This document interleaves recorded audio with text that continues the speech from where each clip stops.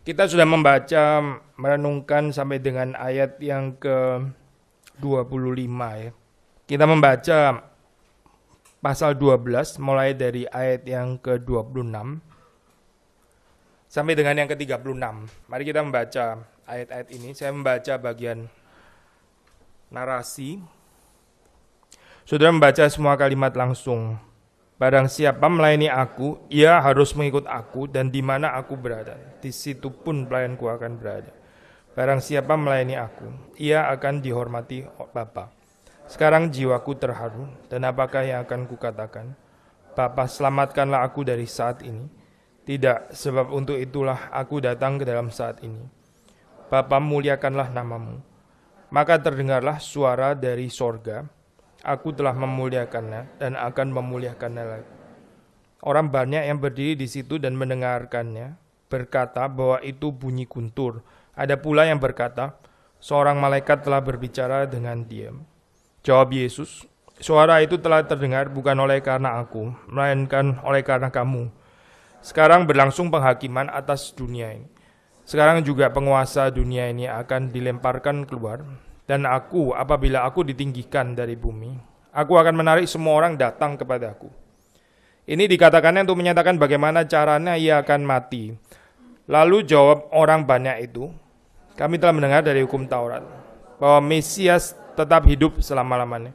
Bagaimana mungkin kau mengatakan bahwa anak manusia harus ditinggikan? Siapakah anak manusia itu? Kata Yesus kepada mereka, hanya sedikit waktu lagi terang ada di antara kamu. Selama terang itu ada padamu, percayalah kepadanya, supaya kegelapan jangan menguasai kamu. Barang siapa berjalan di dalam kegelapan, ia tidak tahu kemana ia pergi.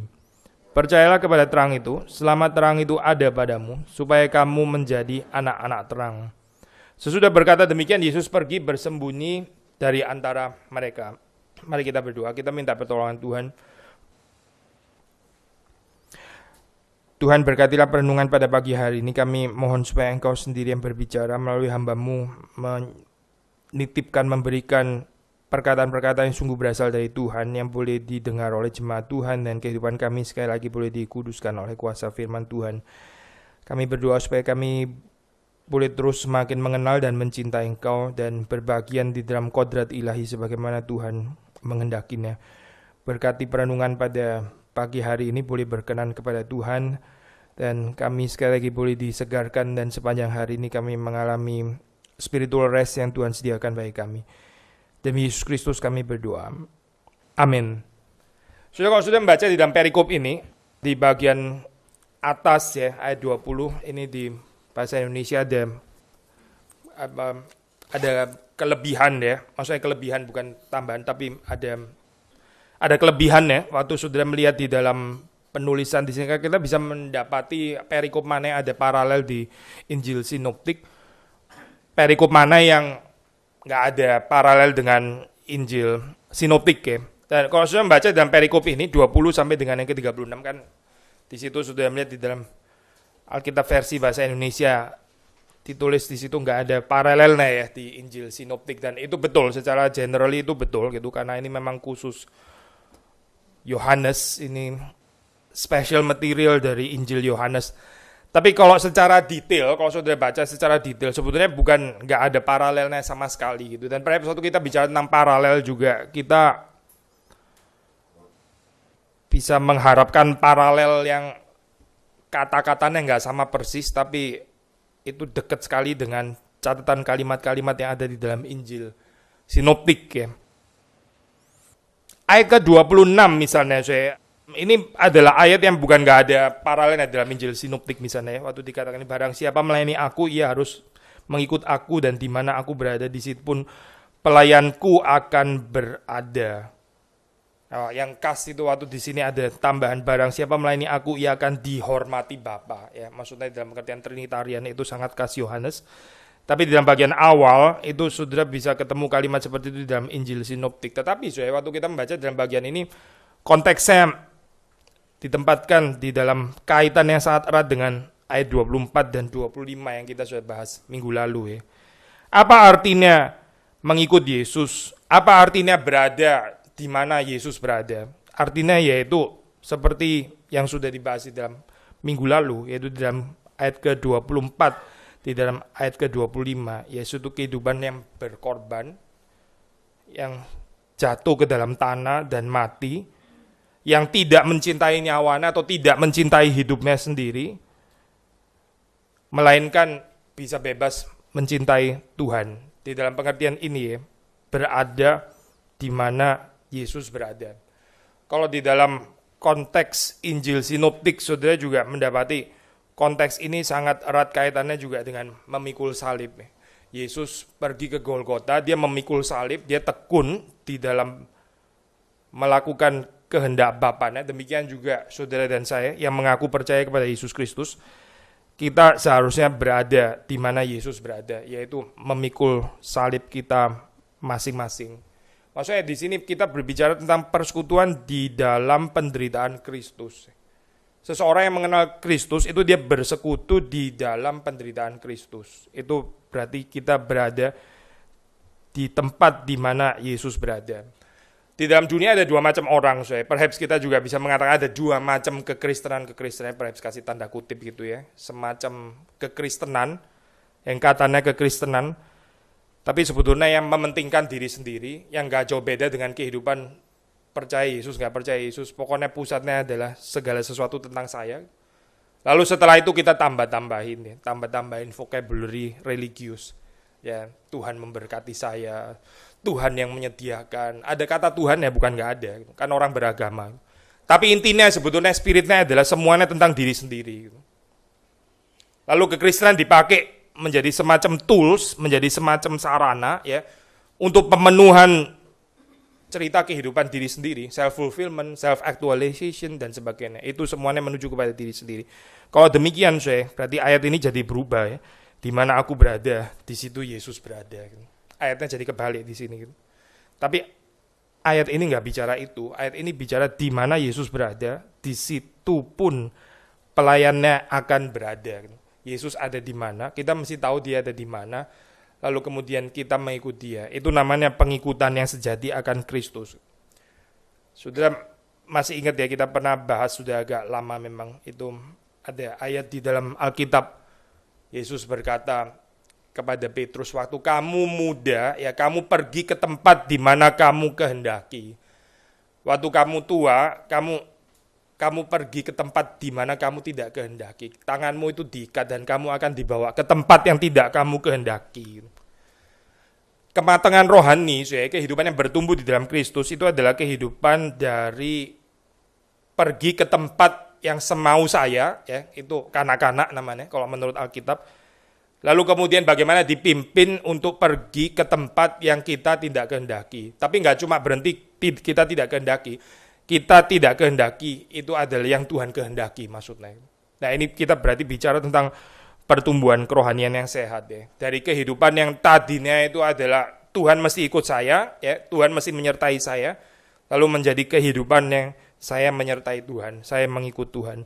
Saya pikir bagian ini kita juga sudah pernah bahas waktu kita eksposisi Injil Lukas ya, kalau sudah masih ingat. Ini bukan poin yang baru gitu. Cuma yang menarik di sini, waktu di sini dikatakan barang siapa melayani aku, ia akan dihormati Bapa. Ini kalimat yang sangat langka ya, kalimat seperti ini. Kalau kita bilang kita menghormati Allah itu biasa gitu. Kita menghormati Yesus, Yesus menghormati Bapaknya ya. Ordo menghormati itu kan ke atas ya biasanya ya. Seperti anak menghormati bapaknya gitu, anak menghormati orang tuanya. Kita jarang dengar kalimat orang tua menghormati anaknya gitu. Kan jarang ya. Atau saudara jarang mendapat praktik biasanya kalau anak ketemu orang tua dia gini. Coba kalau anak ketemu orang tuanya yang gini terus anak yang tepuk-tepuk gitu. Ya oke sudah Pak. Sudah cukup gitu misalnya. Kan jadi kebalik semua gitu. Terasa kok seperti gini. Ini anak kurang ajar luar biasa. Tapi ini bukan karena kita yang minta supaya Bapa menghormati kita, bukan kita yang minta, bukan kita yang mau, tapi Yesus yang mengatakan itu. Yesus mengatakan barang siapa melayani aku, ia akan dihormati Bapa, Pakai istilah pribadi khusus ya, pribadi pertama, dihormati Bapa. Bapa dan anak itu satu ya. Maksudnya saya bukan mengatakan Bapa itu adalah pribadi yang sama persis dengan anak, bukan itu, tapi Bapa dan anak itu di dalam satu kesatuan. Maka siapa melayani anak, dia dihormati oleh Bapa. Bapa mengasihi anak, Bapa menghormati mereka yang mengasihi anak. So, kalimat ini nggak seharusnya membuat kita sungkan gitu ya, karena Yesus sudah bilang kayak gini, terus kita bilang, nggak usah lah, saya nggak. Lagian ada ayat bilang di ini apa, di dalam apa Injil yang lain kan bilang, setelah selesai kita melakukan pekerjaan kita mesti berkata, kami cuma melakukan apa yang kami harus lakukan. Kami ini adalah hamba-hamba yang tidak berguna. Karena ada ayat seperti itu ya. Jadi memang kita melayani bukan di dalam motivasi lain. Memang hak kita itu sudah sewajarnya melayani. Setelah itu mesti bilang diri sebagai hamba yang tidak berguna. Tetapi di sini Yesus kemudian mengatakan yang melayani Yesus dia dihormati oleh Bapa. Sekali lagi ya, kita nggak perlu menghayati ini secara sikap sungkan, nggak enak atau bagaimana gitu. Tapi di dalam pengertian ini memberikan kepada kita di dalam kehidupan manusia ya, dignitas yang sesungguhnya. Sekali lagi ya, dignitas kehidupan manusia ya, yang paling tinggi yang kita bisa peroleh, yaitu waktu kehidupan kita itu dihormati oleh Allah Bapa. Gak ada yang lebih tinggi daripada itu, gak ada. Sama seperti kita membicarakan tentang kasih ya, sama waktu kita membicarakan tentang hal-hal yang lain ya, kita bisa bicara tentang basic human needs itu apa sih sebetulnya gitu. Yang paling dasar itu apa? Ada orang bilang seperti misalnya being love gitu, misalnya dikasihi, dicintai, misalnya apa kita pernah bahas di dalam peristiwa waktu Yesus di inaugurasi itu, waktu dia dibaptis sebelum dia masuk ke dalam pelayanan, itu kan ada kalimat inilah anakku yang kukasihi, kepadanya lah aku berkenan. Lalu kita kalau sudah masih ingat, sudah lama sekali saya bahas ini, kita bicara ini apa basic human needs gitu. Ajit Fernando dia mengatakan kalimat ini, inilah anakku yang kukasihi ya. Itu bicara tentang identitas ya, inilah anakku ya, anakku yang ku kasihi, bicara tentang kasih, bicara tentang bagaimana kita terus-menerus memperkenan kehidupan, bagaimana kita terus-menerus memperkenan Bapa ya. Always pleasing God, itu bicara tentang security, lalu ada love di situ. Kita bisa membicarakan dalam berbagai macam perspektif basic human needs itu sebetulnya apa gitu. Tapi saya balik ke sini ya. Saya percaya salah satu basic human needs itu adalah honor. Manusia itu nggak bisa dihina, nggak bisa. Gitu. Saudara dan saya kalau kita dihina itu kita ada masalah gitu. Kalau kita nggak bisa handle penghinaan ya itu, dan ini nggak ada urusannya sama tingkat sosial kaya miskin atau saudara berapa kedudukannya. Orang yang paling sederhana pun juga tetap mau dihormati gitu. Dan gak usah ditafsir terlalu negatif. Oh jangan gitu dong, kalau kamu mau dihormati berarti kamu gila hormat gitu misalnya ya. Memang ada orang gila hormat sih persoalan saya. Tapi gak harus ditafsir selalu ke arah negatif. Di dalam pengertian gila hormat bukan, tapi di dalam kebutuhan yang wajar. Memang manusia itu harusnya ada dignitas di dalam kehidupannya. Di pertanyaan saya, dignitas itu dia dapatkan dari mana? Kalau menurut ayat ini, bukan didapatkan melalui hal-hal yang lain yang dijanjikan oleh dunia ini, lalu kita menjadi orang yang lebih honorable, honor, ya apa itu, dapat distinction award ini dan award itu dan sebagainya. Bukan itu, bukan. Tapi kita mendapatkan true honor itu waktu kita melayani Yesus Kristus, waktu kita berada di mana Yesus berada, dan di situ Bapa menghormati kita. Kehormatan ini, ini adalah kehormatan yang cukup ya, bahkan lebih daripada semua yang lain.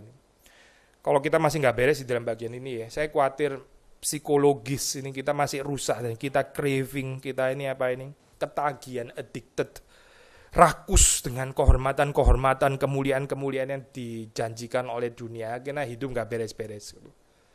Ada orang yang di dalam pikirannya itu selalu ada pikiran negatif, paranoia bahwa dia dihina, dia nggak dihormati dan sebagainya, terus kayak begini. Akhirnya jadi benar orang yang jadi gila hormat gitu. Kenapa orang bisa jadi gila hormat ya? Kenapa orang jadi gampang tersinggung kalau dia nggak dihormati, kalau orang lain nggak tunduk kepada dia? Kenapa sih? Ya karena dia nggak mengerti ayat ini. Gitu. Orang yang melayani Yesus, dia dihormati oleh Bapaknya. Kita nggak perlu hormat dari dunia, karena Yesus pun juga nggak pernah mencari hormat dari dunia. Waktu kita merenungkan salib, ya itu Patong bilang itu tempat yang vakum kasih. Betul, itu tempat yang vakum kasih. Tapi itu juga adalah tempat yang vakum honor ya. Itu satu tempat yang vakum kehormatan. Betul-betul nggak ada rasa hormat sama sekali. Nggak usah bicara hormat kepada Mesias, apalagi bicara hormat kepada anak Allah. Hormat kepada manusia yang normal aja nggak ada. Itu adalah satu tempat di mana betul-betul penghinaan itu dilontarkan dengan sepuas-puasnya di situ ya. Lalu terus kemudian kita melihat di situ Yesus sangat dipermalukan. Tapi dia adalah yang mengatakan kalimat ini, barang siapa melayani aku, ia akan dihormati Bapa. Kalau kita merenungkan bagian ini, di mana Yesus berada di situ, pelayannya akan berada, di mana dia berada, di situ kita akan berada. Ya. Kita bisa mengantisipasi satu kehidupan yang dihormati Bapa, tapi nggak dihormati oleh manusia. Memang nggak selalu bentur seperti ini, saudara. Kadang kita nggak selamanya bentur ya. Tapi saudara mesti ingat ada kalimat yang dikatakan di dalam Injil Yohanes ya. Waktu kita mengikut Kristus, waktu kita mengasihi Tuhan, yaitu dunia membenci murid-muridnya. Dunia membenci, itu sudah dikatakan. Saudara. Kalau kita dikasihi dunia dan kita ada masalah, kita nggak dipanggil untuk membenci dunia ya, tidak. Allah itu mengasihi dunia ini, karena itu dia mengirimkan anak yang tunggal, dan seterusnya. Kita bukan dipanggil untuk membenci dunia, tapi Yesus mengatakan dunia membenci kita. Dunia yang membenci kita, bukan kita yang membenci dunia. Karena Yesus sendiri mengasihi dunia, tapi dunia nggak mengerti cinta kasih itu. Dunia membenci Yesus dan membenci murid-muridnya. Maka sekali lagi, kalau kita melihat ini ya, ada kontras gitu, dihormati Bapa. Sangat mungkin tidak dihormati oleh dunia. Dihormati Bapa, ya sangat mungkin tidak dihormati oleh sesama manusia. Seperti di dalam kehidupan Kristus. Tapi kehormatan yang diberikan oleh Bapa itu seharusnya cukup. Kecuali kehidupan kita ini nggak peduli dengan hal-hal yang nggak kelihatan. Gitu. So, kalau kita nggak peduli dengan hal yang nggak kelihatan, ya, itu banyak persoalan terjadi dalam kehidupan kita. Gitu. Karena buat kita yang betul-betul real itu adalah dunia yang kelihatan. Kita selalu kejar dunia yang kelihatan, ya. Dunia yang nggak kelihatan kita anggap itu sesuatu yang nggak real. Maka kalau kita nggak percaya ini dunia yang tidak kelihatan, ya kita akan menjadi orang yang terus-menerus cari kehormatan di dalam dunia ini. Dan buat kita penghormatan dari Bapa itu apa sih? Maksudnya gimana? Merasakannya bagaimana? Seperti kayak nggak konkret sama sekali, seperti kayak nggak experienceable, seperti nggak bisa dihidupi sama sekali karena terlalu abstrak untuk kita. Gitu. Tapi kenapa kalimat itu bisa menjadi kalimat abstrak ya? Kalau kita percaya bahwa ada Allah Tritunggal, bahwa Bapa, Anak, dan Roh Kudus itu nyata, real, dan bahwa seperti yang dikatakan oleh ayat ini, barang siapa melayani Anak, dia dihormati oleh Bapa. Orang yang di dalam kehidupannya beres ya dengan ini ya, dengan persoalan honor, dengan persoalan penghormatan dan sebagainya. Waktu dia beres, dia ini sebaliknya. Kan tadi bilang barang siapa melayani dia dihormati, tapi dia yang mengerti dia dihormati, dia bisa melayani dengan lebih bebas. Sekali lagi ya, kalau kita melayani kita mendapatkan penghormatan dari Bapa. Kalau kita bisa menghayati dengan baik penghormatan yang diberikan Bapa, kita bisa melayani lebih bebas. Ini dua hal nggak bisa dipisahkan di dalam hal ini. Lalu terus kemudian Yesus mengatakan kalimat sekarang jiwaku terharu, atau di dalam terjemahan, saya belum sempat cek terjemahan bahasa lain, tapi di dalam terjemahan ESV di sini dikatakan troubled, ya. Now is my soul troubled. Kalau di dalam bahasa Indonesia, sekarang jiwaku terharu, ya.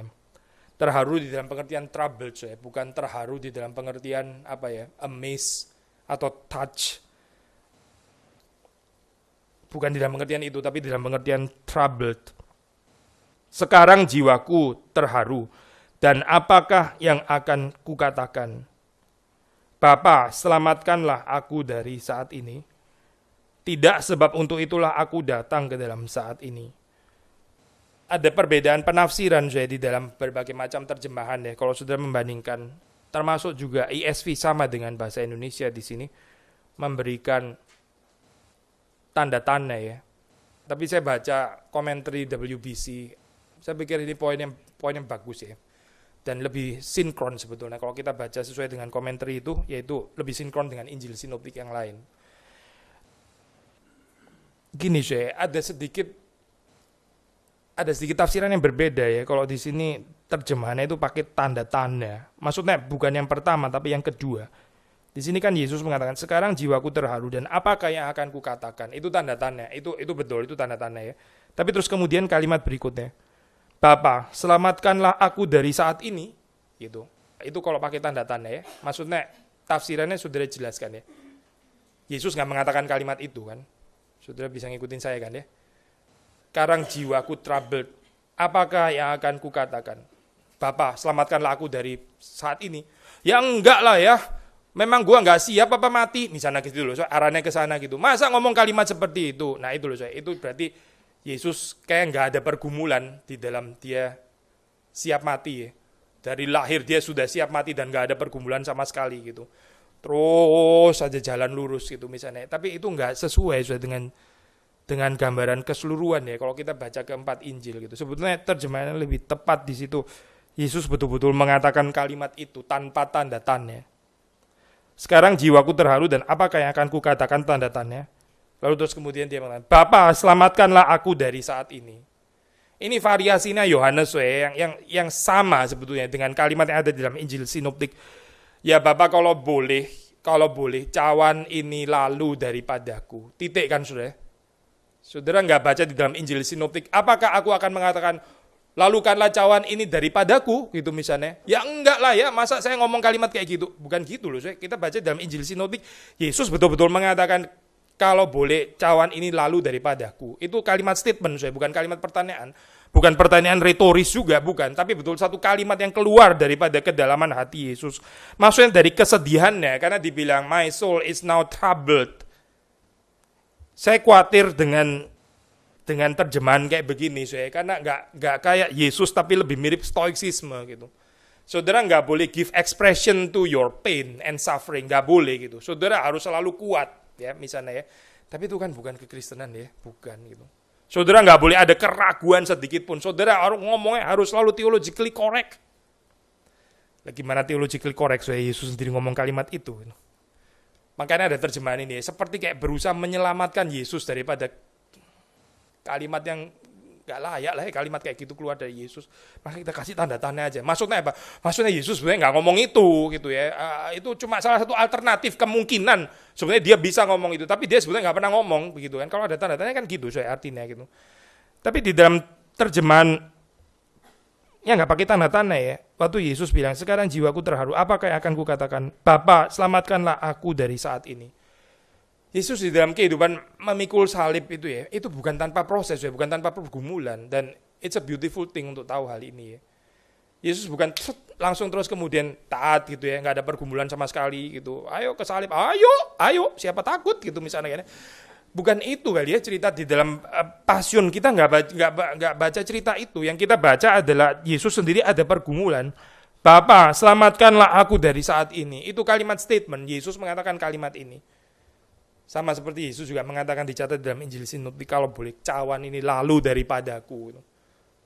Ada statement ini ya. Tapi terus kemudian ada statement, tetapi bukan kehendakku, melainkan kehendakmu yang terjadi. Nah itu yang beautiful. Memang gak berhenti pada saat itu juga. Setelah dia bilang, Bapa selamatkanlah aku dari saat ini. Terus kemudian dia berhenti tidak, dia gak berhenti di situ. Itu bagian daripada pergumulan hidup manusia ya. Jiwaku seperti mau mati rasanya. Demikian ada catatannya di dalam Injil. Jiwaku seperti mau mati rasanya. Lalu di sini, my soul is troubled. Yesus itu fully human. Dia bukan superhero yang untouched, yang nggak ada pergumulan sama sekali. Yang karena dia sudah tahu dia akan bangkit. Dan anyway ini sementara. Terus kemudian dia nggak mengalami sama sekali pergumulan. Dan seterusnya. Itu bukan gambaran kristologi yang korek ya. Dan saya khawatir kristologi sesat kayak begini ini, kristologi stoik yang sesat kayak begini ya, menghasilkan orang-orang Kristen yang juga sesat gitu. Sekali lagi ya, kalau kristologi kita berantakan kayak begini ya, kita akan menjadi orang-orang Kristen yang juga bukan Kristen, sebetulnya stoik gitu. Lalu kita pikir dengan menjadi stoik kita lebih reform, itu paling celaka. Padahal itu jauh sekali daripada kehidupan Kristus. Sudah di dalam early church itu ya, yang muncul di dalam ajaran heretics itu, kalau enggak urusan Tritunggal, urusan kristologi. Ya satu lagi memang ini ya, Pelagianisme itu ada kaitannya dengan soteriologi. Tapi dua yang sangat besar itu adalah di awal-awal itu adalah Tritunggal dan Kristologi itu. Dan Kristologi itu urusannya di mana? Urusannya adalah penolakan terhadap Yesus yang punya dua natur. Dan bahwa dua natur itu betul-betul natur yang sejati, yaitu natur manusia dan natur ilahi.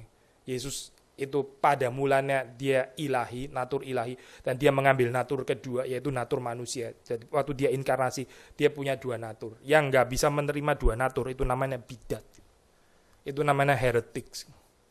Serius ya, saya mau mengaitkan dengan bagian ini. Hati-hati dengan kesesatan Yesus di sini. Nggak sepenuhnya manusia. Karena apa? Karena dia nggak ada pergumulan.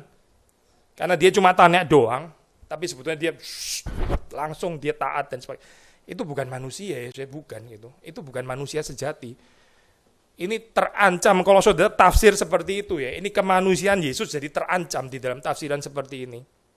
Saya nggak mau ngomong kalimat lebih jauh bahwa terjemahan yang pakai tanda-tanda itu semuanya kristologi sesat, jangan ditarik sampai ini ya, saya ekstrim sampai ke sana. Tapi ada bahaya menuju ke sana. Kalau kita pemahamannya salah, yang terancam di sini apa saya? Ini adalah doktrin kemanusiaan Kristus yang terancam gitu. Karena manusia bukan nggak ada pergumulan gitu. Manusia itu ada proses, manusia ada pergumulan, dan Yesus itu manusia sepenuhnya. Maka terjemahan yang mengatakan nggak pakai tanda tanya itu terjemahan yang lebih tepat sesuai dengan doktrin yang kita terima, atau lebih tepat doktrin itu cocok dengan ayat yang dikatakan di sini, nggak usah ditambahin tanda tanya gitu. Tanda tanya bikin kita seperti kayak punya pemahaman kristologi yang agak aneh malah gitu. Seperti Yesus untouched dengan nggak bisa tersentuh oleh pain and suffering ya di dalam hal ini. Jadi sekali lagi saya, sekarang jiwaku terharu dan apakah yang akan kukatakan? Bapa, selamatkanlah aku dari saat ini. Sekali lagi saya, kalau saudara membaca di dalam Perjanjian Lama, saudara akan menemukan banyak sekali mazmur lamentasi, mazmur ratapan dan sebagainya. Itu expression of pain and suffering, kekecewaan, pertanyaan. Ayub malah mau berperkara dengan Tuhan. Saudara tahu berperkara dengan Tuhan itu maksudnya apa gitu? Maksudnya tarik Tuhan ke ruang pengadilan gitu loh. Ini kok berani ya manusia bilang kayak begini. Tuhan ditarik ke ruang pengadilan, Tuhan mau dihakimi gitu. Tuhan mau diajak debat di ruang pengadilan gitu. Tapi Ayub nggak pernah ini ya, nggak pernah kehilangan apa itu namanya sikap percayanya kepada Allah gitu. Justru ini kan paradoksnya, dengan membawa Allah ke ruang pengadilan, dia masih berharap kepada Allah bahwa Allah itu adalah hakim yang adil gitu. Kalau dia sudah nggak percaya Allah adil, kalau dia sudah berhenti percaya Allah itu sudah kehilangan keadilan, ya dia nggak ngomong lagi lah kepada Allah. Ngapain ngomong, percuma gitu. Tinggal pergi aja sudah, jadi ateis gitu. Karena apa? Karena Allah nggak adil ternyata gitu. Saya bukan hidup jahat, bukan hidup fasik kok menderita seperti ini. Tapi itu bukan yang kita baca di dalam kitab Ayub. Yang kita baca di dalam kitab Ayub adalah waktu Ayub mau berperkara dengan Allah, itu sebetulnya masih ada pengharapan kepada Tuhan. Sama seperti ini, tafsiran yang mengatakan itu waktu Yesus mengatakan, Allahku, Allahku, mengapa engkau meninggalkan aku? Dia berteriak kepada siapa? Kepada dia yang sedang meninggalkan dia. Dia berteriak kepada Bapa yang meninggalkan dia. Ini Bapa meninggalkan kan? Betul-betul meninggalkan kan? Bukan cuma sekedar perasaannya Yesus yang berasa ditinggalkan padahal nggak ditinggalkan. Memang betul-betul ditinggalkan. Tapi dia bicara kepada Bapa yang meninggalkan dia. Allahku, mengapa engkau meninggalkan aku? Ini ya, ekspresi iman ya. Sama seperti kalimat ini. Jangan pikir kita ini dalam kehidupan kita lebih obedience, kita lebih taat, kita lebih sinkron dan sebagainya. Kalau kita nggak ada kalimat-kalimat seperti ini. Kalau kita semuanya kalimatnya selalu korek di hadapan Tuhan. Saya justru khawatir dengan orang Kristen seperti ini. Sekali kecewa hilang malah gitu. Karena nggak pernah komplain, nggak pernah meratap kepada Tuhan. Semuanya selalu yes. Semuanya selalu ya Tuhan. Ini mirip seperti kayak ceritanya anak sulung kalau sudah baca di dalam Alkitab kan gitu ya. Dia baik-baik saja dan dia selalu taat gitu. Tapi kita nggak tahu kekuatan eksplosif yang di dalam dirinya. Tiba-tiba ngomong yang kita nggak bisa ngerti. Sudah pernah baca cerita-cerita kayak begini kan ya. Anak yang baik-baik dari kecil, nggak pernah nakal, nggak ngedrugs, nggak apa. Dan sebagainya. Tiba-tiba hilang gitu, hilangnya langsung hilang gitu ya. Terus kita wondering apa yang salah di dalam hal ini ya. Orang tuanya sendiri juga bingung loh, kok jadi gini, anakku dulu kayaknya nggak gini. Kenapa sih? Ya karena ada bagian jiwa yang disuppress di sana, yang nggak dilatih. Pain and suffering itu real di dalam kehidupan kita ya. Ketakutan, kekhawatiran dan sebagainya. Dan kita mesti belajar untuk give expression ya, untuk mengekspresikan itu gitu. Bukan ditekan gitu. Juga bukan ditekan dengan kalimat-kalimat iman, bukan. Karena waktu kita baca di dalam kehidupan Yesus, Yesus juga bukan seperti itu. Dia mengatakan kalimat, Bapa, selamatkanlah aku dari saat ini. Selamatkanlah aku dari saat ini. Saat apa? Ya saat Yesus mau ditinggikan, mati itu dia bilang, selamatkanlah aku dari saat ini. Tapi terus kemudian kita membaca kalimat berikutnya. Tidak. Sebab untuk itulah aku datang ke dalam saat ini. Dia bergumul di dalam dirinya. Satu sisi ya dia kalau bisa ya jangan minum cawan pahit ini. Selamatkanlah aku dari saat ini. Tapi di sisi yang lain dia tahu dia mesti mengikuti kehendak Bapaknya. Dia mau menyangkal diri dan dia melakukannya di dalam kerelaan. Tidak. Sebab untuk itulah aku datang ke dalam saat ini. Yesus datang memang untuk mati. Yesus datang memang untuk mengorbankan diri dan ini klimaks. Lalu kemudian di situ kita membaca visi kemuliaan ilahi. Visi kemuliaan Allah. Bapa, muliakanlah namamu. Saya sudah bahas ya bagian ini minggu lalu kalau saudara masih ingat. Bapa, muliakanlah namamu. Kita bicara satu kemuliaan ilahi ya, bukan tiga kemuliaan ilahi. Seperti kita bicara satu kemahatauan, kita bicara satu kemahakuasaan, satu kemahahadiran dan seterusnya. Esensi ilahi itu satu, bukan tiga. Mereka yang mengajarkan tiga itu ajaran bidat sebetulnya. Satu esensi ilahi, ya, esensi yang sama itu kemuliaan, kemahatauan, kemahahadiran, kemahakuasaan, ya, itu dimiliki secara sempurna oleh ketiga pribadi. Pribadinya tiga, esensi ilahinya itu satu. Bukan setelah dimiliki oleh ketiga pribadi terus jadi tiga esensi. Ya. Mereka yang mengajarkan seperti ini, ya, itu mengajarkan pengajaran yang sesat sebetulnya. Karena kita nggak menerima tradisi seperti ini dari bapak-bapak gereja, dari konsili, dari tulisan daripada para reformator dan sebagainya. Itu tetap satu. Lalu saudara mungkin bertanya, kalau satu dibilang satu pikiran, one mind, one will, ya, kenapa Yesus pernah berkata bukan kehendakku melainkan kehendakmu yang terjadi? Kalau gini kan berarti dua kehendak. Sekali lagi ya, kalau kita bicara di dalam Tritunggal itu cuma ada satu pikiran, one mind, one will. Kenapa Yesus pernah bicara di dalam Alkitab bukan kehendakku melainkan kehendakmu? Kan berarti dua kehendak kan, Kalimat ini kalau satu kehendak kan yang nggak relevan ngomong kalimat ini, orang kehendaknya satu, ngomong bukan kehendakku melainkan kehendakmu. Jawabannya sederhana. Karena Yesus punya dua kehendak. Yesus punya dua kehendak sesuai dengan dua naturnya. Natur ilahi dan natur manusia. Maka dia punya dua kehendak. Punya dua kehendak itu bukan berarti dua pribadi ya, bukan gitu. Kalau saudara memikir dua kehendak sama dengan dua pribadi, itu kita sudah tercemar di dalam konsep kepribadian modern. Kehendak ditaruh kepada pribadi, ya. Kalau kita baca di dalam tulisan ortodoks, kehendak itu bukan bagian daripada pribadi. Kehendak itu adalah bagian dari natur atau esensi. Kehendak ilahi itu hanya satu, bukan tiga. Bukan tiga kehendak. Mereka yang mengajarkan tiga kehendak ilahi itu sebetulnya sedang percaya tiga Allah, bukan percaya satu Allah. Kita percaya hanya satu kehendak ilahi, tapi Yesus punya dua kehendak. Kehendak ilahi dan kehendak manusia. Waktu Yesus mengatakan bukan kehendakku, ya. Bukan kehendakku, melainkan kehendakmu. Itu dia sedang bicara dari perspektif kemanusiaannya. Termasuk juga di dalam bagian ini. Bapa, selamatkanlah aku dari saat ini. Itu saudara baca dari perspektif kemanusiaannya. Yesus according to his human nature, dia mengatakan kalimat ini, Bapa, selamatkanlah aku dari saat ini. Still according to his human nature, dia mengatakan tidak, sebab untuk itulah aku datang ke dalam saat ini. Bapa, muliakanlah namamu. Kemuliaan yang sama ya, kemuliaan Kristus yang juga adalah kemuliaan Bapa.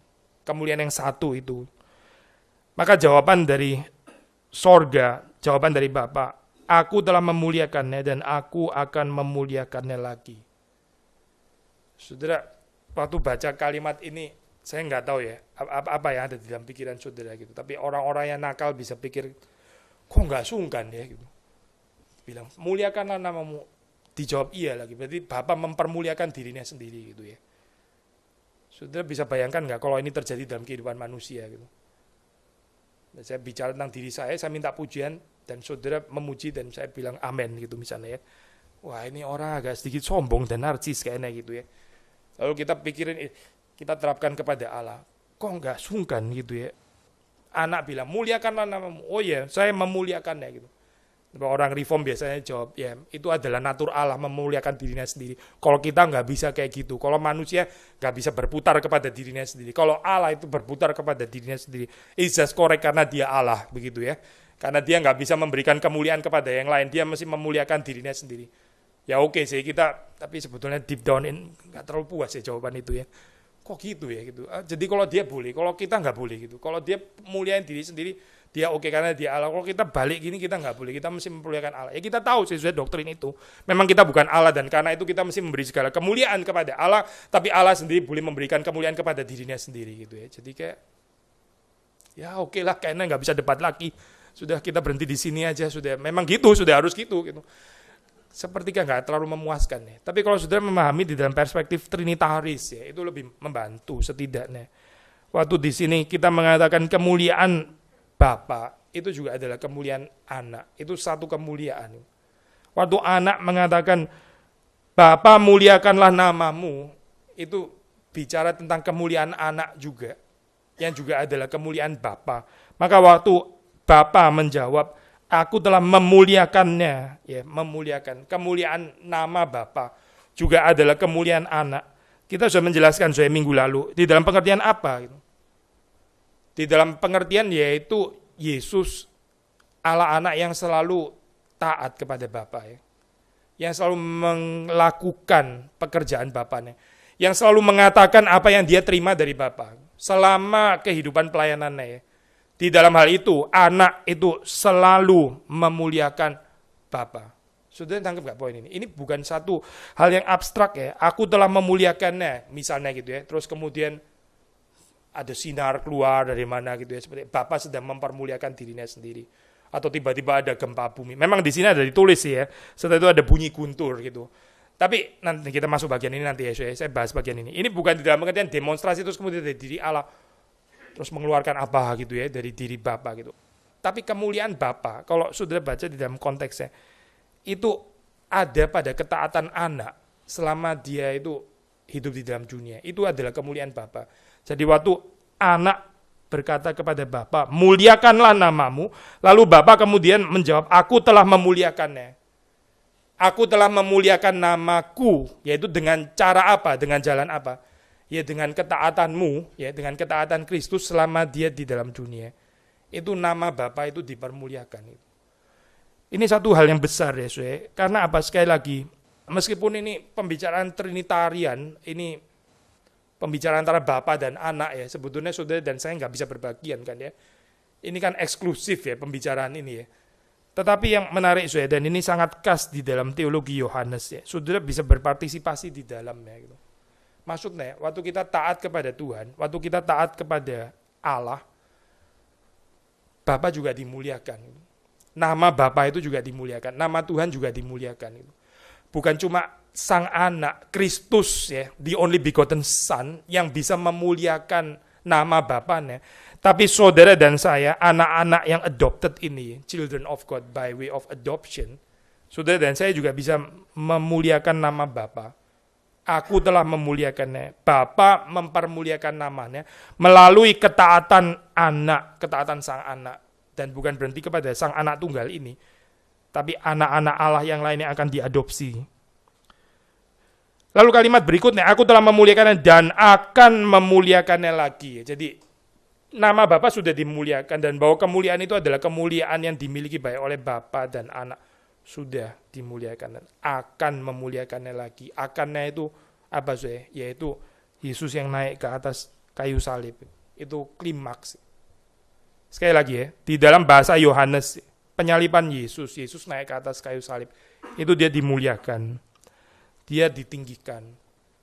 Itu adalah glorification. Waktu di sini dikatakan Bapa akan memuliakan namanya lagi. Bapa akan memuliakan namanya lagi.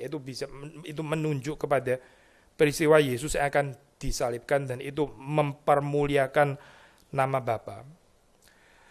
Sudah kalau kita menghayati ini dalam kehidupan gereja ya sederhana ya sebetulnya. Gereja yang mempermuliakan nama Bapa itu gereja yang seperti apa gitu. Gereja yang dengan setia memikul salibnya.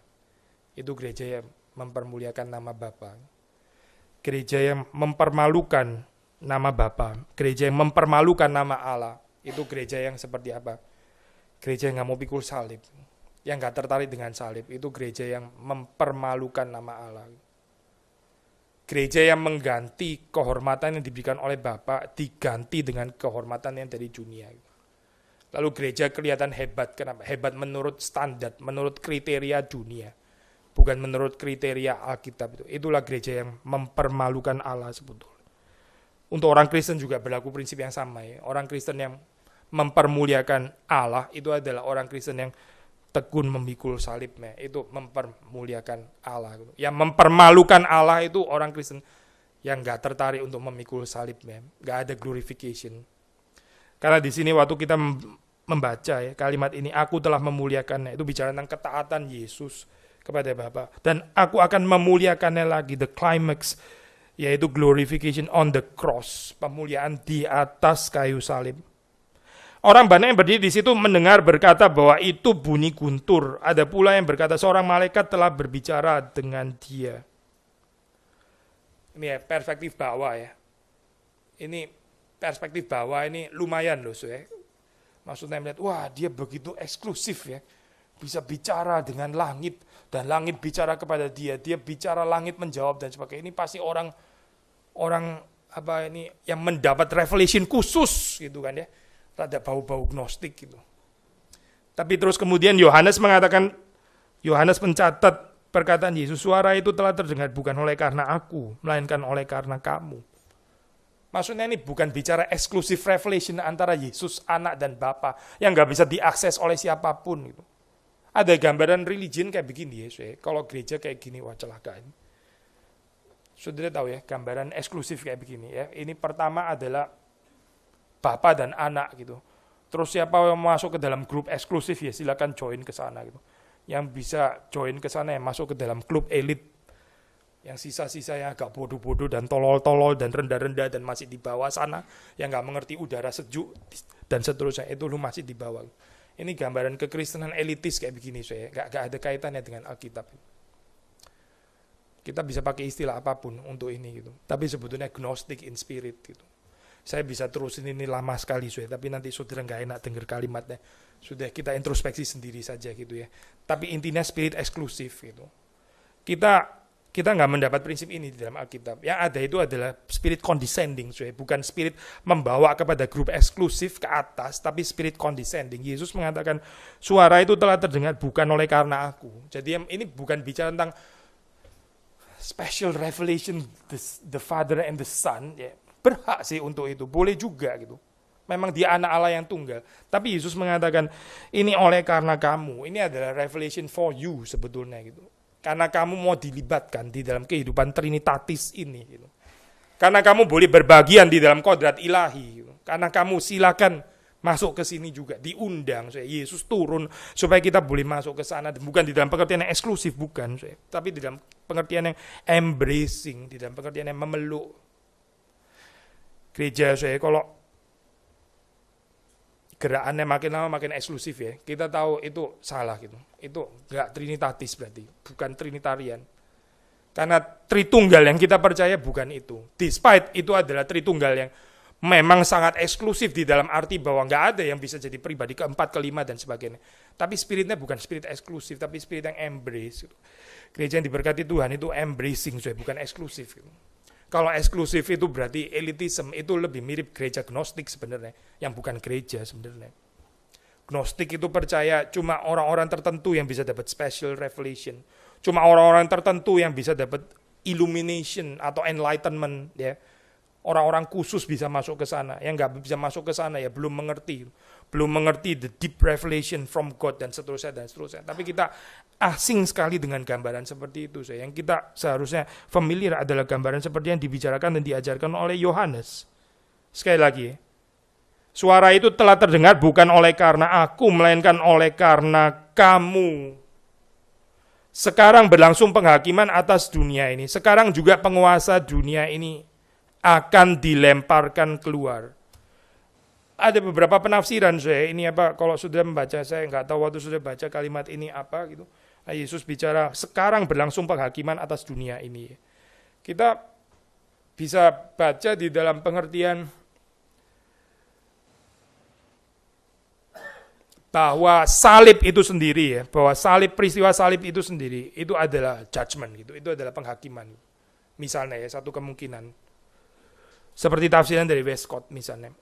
Atau kita juga bisa bicara bahwa ya di depan sana, in the future, ya, itu dunia ini pasti akan dihakimi gitu. Karena apa? Karena sudah menyalibkan Kristus seperti ini, maka dunia pasti akan dihakimi. Dunia dan penguasa dunia akan dihakimi, ya, maksudnya eskatologis gitu, or perhaps near eskatologi. Karena apa? Karena mereka sudah melakukan dosa yang begitu besar, sudah menghakimi Yesus orang benar itu gitu. Bisa ada tafsiran seperti itu juga, dan ada yang menafsir seperti itu. Tapi saya cenderung persuaded dengan tafsiran yang mengatakan bahwa bukan dua yang pertama tadi, ya, tapi di dalam pengertian bahwa judgment penghakiman dunia ini, ya, baik secara negatif maupun secara positif, maksudnya mereka yang diselamatkan, mereka yang akhirnya dibuang, binasa, itu ada di dalam salib ini, di dalam peristiwa salib. Sekali lagi ya, dunia ini waktu dihakimi, ya, penghakiman atas dunia ini itu berdasarkan kategori kriteria salib Kristus gitu. Sekarang berlangsung penghakiman atas dunia ini. Dunia ini dihakimi. Ada yang diselamatkan, ada yang tidak diselamatkan. Berdasarkan apa, saya? Berdasarkan salib. Sekali lagi ya, saya. Kalau saudara melihat kehidupan gereja, saudara bisa lihat kriteria ini. Berapapun ini nggak populer ya. Saya pernah dengar satu khotbah, saya mengatakan ya ikut Tuhan, kekristenan dan sebagainya. Jangan cuma ngomong salib gitu ya, jangan cuma ngomong salib. Tapi dia juga nggak jelaskan juga terus. Kalimat ini kan seperti kayak terdengar nggak terlalu salah kan, saya. Dia bukan bilang kekristenan itu nggak perlu salib, dia nggak ngomong kalimat itu loh, saya. Yang dia ngomong adalah kekristenan jangan cuma ngomongin salib. Seperti ya benar juga ini, jangan cuma ngomongin. Iya loh, kayaknya jangan cuma ngomongin salib. Maksudnya apa? Ya kita juga boleh lah ngomongin berkat Tuhan, kita sukses di dalam Tuhan, boleh juga kan. Jangan cuma ngomongin salib. Seperti kayak pertama maksudnya lumayan smooth loh. Kalau saudara langsung dibilang kalimat, kekristenan nggak ada hubungannya dengan salib. Langsung saudara klik, sudah selesai gitu. Tutup komputer gitu ya. Nggak, ini percuma saya dengerin ini gitu. Tapi dia ngomong, kekristenan jangan cuma salib. Iya ya, kenapa terus salib ya gitu. Kenapa cuma salib gitu misalnya. Terus kemudian dia mulai ngomong ini. Akhirnya dalam seluruh khotbah nggak ada pembicaraan tentang salib, nggak ada gitu. Tapi dia ngomongnya jangan cuma salib, karena dia mau ngomong yang lain. Salibnya di mana? Nggak ada.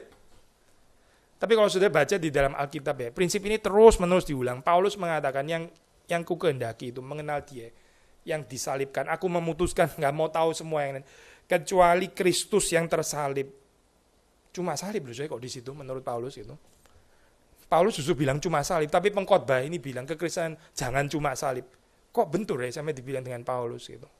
Kalau kita balik di dalam apa ayat ini, penghakiman atas dunia itu dihakimi berdasarkan apa, saya? Berdasarkan salib. Ini kriterianya, saya. Ada yang menerima salib, ada yang menolak salib. Saudara, membedakan kekristenan sebetulnya sangat-sangat simpel. Tapi ini bukan di dalam kuasa kita ya, bukan. Tapi pemahaman yang diberikan oleh Roh Kudus gitu.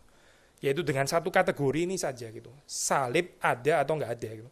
Kalau enggak ada ya sudah, itu bukan kekristenan sebetulnya gitu.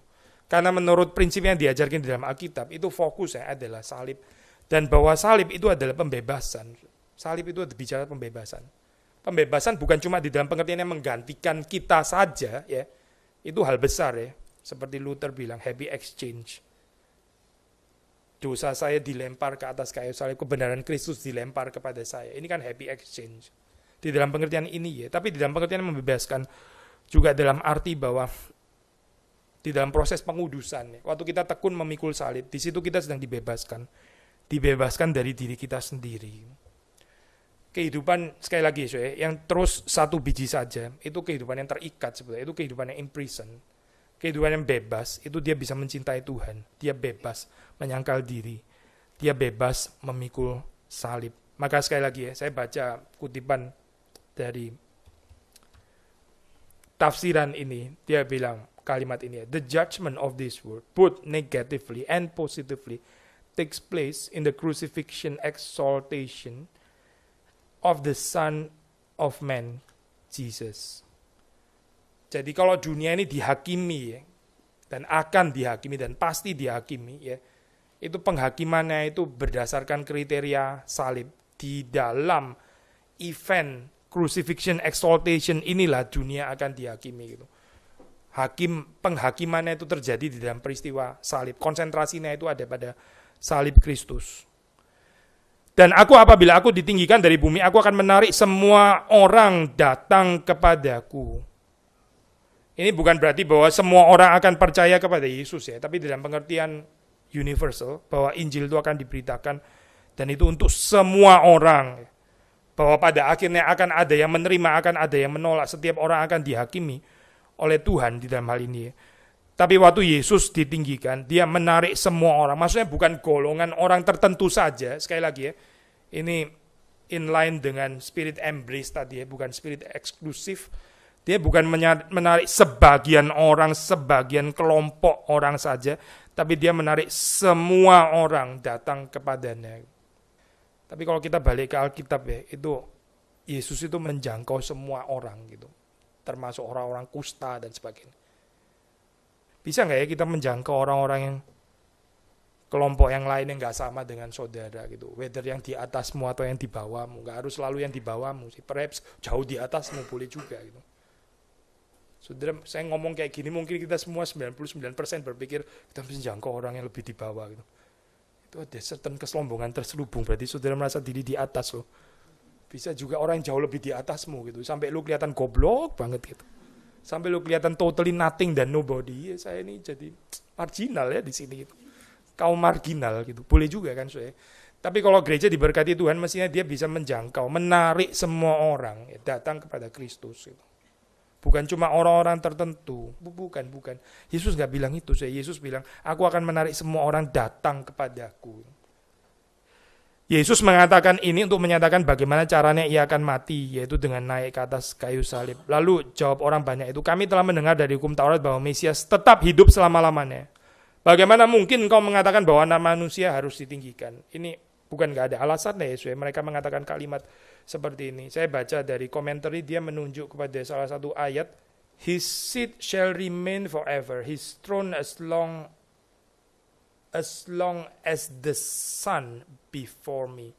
Atau dalam terjemahan, it shall be established forever, like the moon, an enduring witness in the skies. Ayat 37 ya. Anak cucunya akan ada untuk selama-lamanya. Tahtanya seperti matahari di depan mataku. Maksudnya dari kata ini ya, akan ada untuk selama-lamanya ya.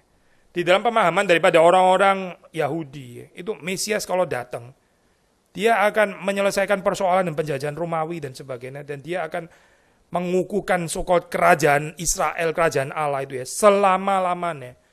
Tapi di sini Yesus bicara tentang anak manusia itu akan mati. Mereka sangat mengerti ya, waktu Yesus pakai istilah ditinggikan, mereka nangkep bahwa ini bicara tentang kematian gitu. Maka mereka gak bisa terima kalimat ini. Mereka bilang, siapakah anak manusia itu? Maksudnya di dalam pengertian, ini anak manusia yang mana ini?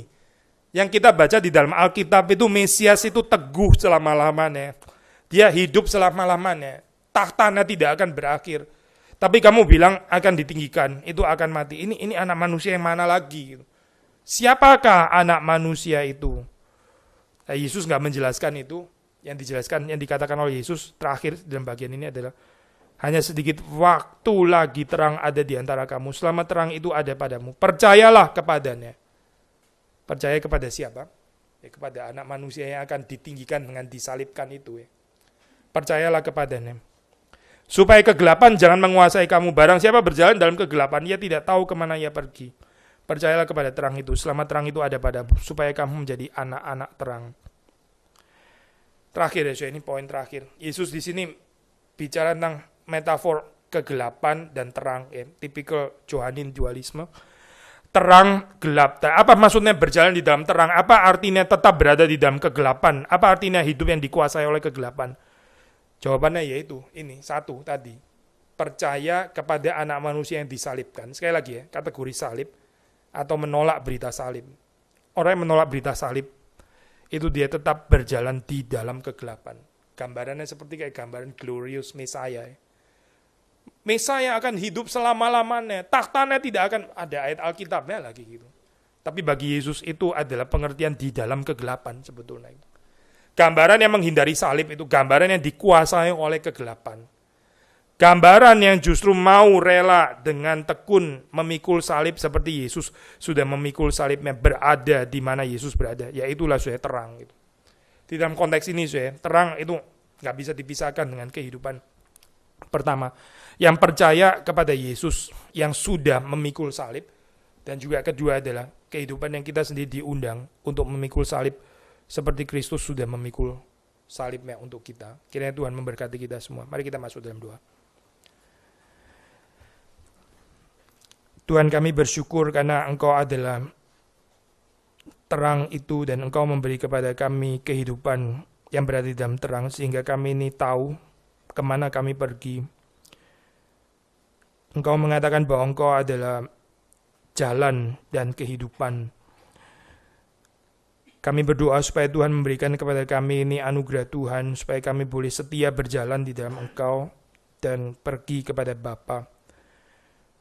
Dengan kami belajar untuk senantiasa bersekutu di dalam penderitaan Tuhan. Berikan kepada kami keberanian, berikan kepada kami cinta kasih yang cukup, berikan kepada kami iman, berikan kepada kami pengharapan, berikan kepada kami ketaatan, kerendahan hati, sehingga hari demi hari kami boleh semakin menikmati persekutuan dengan anak-Mu Tuhan kami, Yesus Kristus. Kami bersyukur hari ini dengan mata jasmani kami, dengan mata rohani kami juga boleh melihat kami dipersekutukan sekali lagi dengan anak-Mu, tubuhnya, darahnya, yang adalah makanan dan minuman bagi kami. Kiranya ini boleh sekali lagi menguatkan kami, mempererat persekutuan kami dengan anak-Mu, dan kehidupan anak-Mu itu boleh nyata di dalam kehidupan kami semua. Terima kasih Tuhan, kiranya Engkau menyucikan, Tuhan mempersiapkan kami, Tuhan yang melayakkan kami. Demi Yesus Kristus kami berdoa. Amin.